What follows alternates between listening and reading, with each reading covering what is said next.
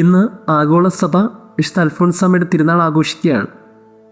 നമ്മുടെ നാടിൻ്റെ മണവും സുഗന്ധവുമുള്ള ഏറെ വിശുദ്ധിയുള്ളൊരു പുണ്യവതി. അതുകൊണ്ട് തന്നെ ജീവിതത്തിൽ ക്രിസ്തുവിനെ മാത്രം മതി എന്ന് പറയാൻ മാത്രമേ അവളുടെ ജീവിതത്തിൽ അവൾ കഴിഞ്ഞുള്ളൂ. അതുകൊണ്ടാണ് അവൾ വിശുദ്ധിയായി മാറിയത്. വിശുദ്ധ അൽഫോൻസാമ്മയുടെ ജീവിതത്തിൽ നടന്ന ഏറ്റവും മനോഹരമായൊരു സംഭവമുണ്ട്. അമ്മ ഏറെ കുഞ്ഞുപ്രായത്തിൽ തന്നെ മരിച്ചുപോയൊരു പെൺകുട്ടിയാണ്. അതുകൊണ്ട് തന്നെ അവളുടെ ജീവിതത്തിലുണ്ടായ സ്വപ്നങ്ങൾക്ക് ചിറക് നൽകിയത് കുറേയൊക്കെ അപ്പനാണ്.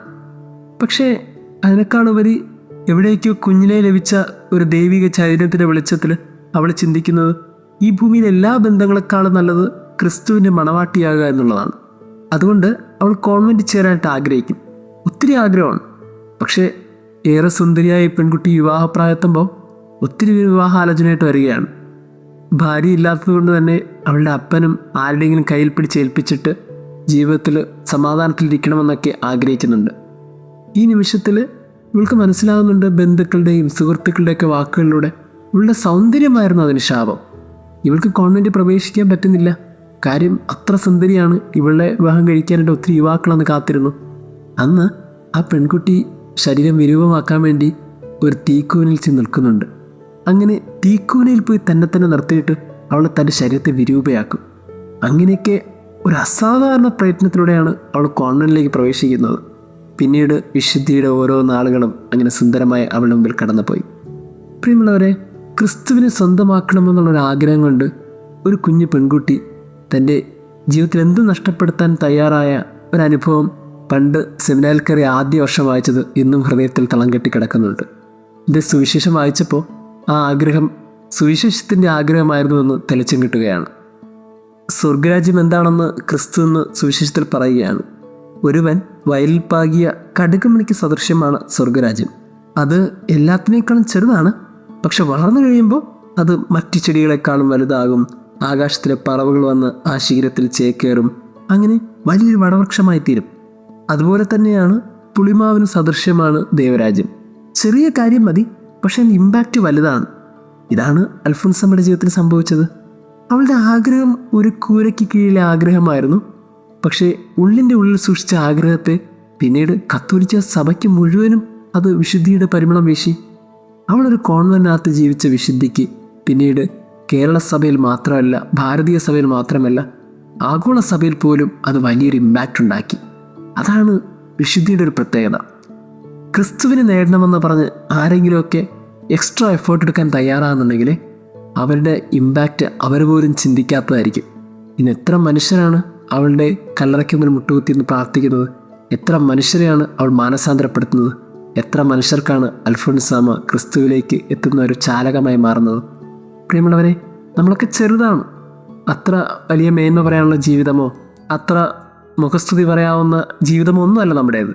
പക്ഷേ നാം നമ്മളെ തന്നെ വിട്ടുകൊടുക്കാൻ തയ്യാറാകുന്നുണ്ടെങ്കിൽ നമ്മെ വടവൃക്ഷമാക്കാനും പുളിക്കുവോളം നമ്മുടെ ജീവിതത്തെ മനോഹരമാക്കാനും ക്രിസ്തുവിന് സാധിക്കും. ചെയ്യേണ്ട എത്ര മാത്രമേ ഉള്ളൂ, നമ്മളത് വിട്ടുകൊടുക്കാൻ തയ്യാറാവുക. ദൈവം നമ്മെ അനുഗ്രഹിക്കട്ടെ.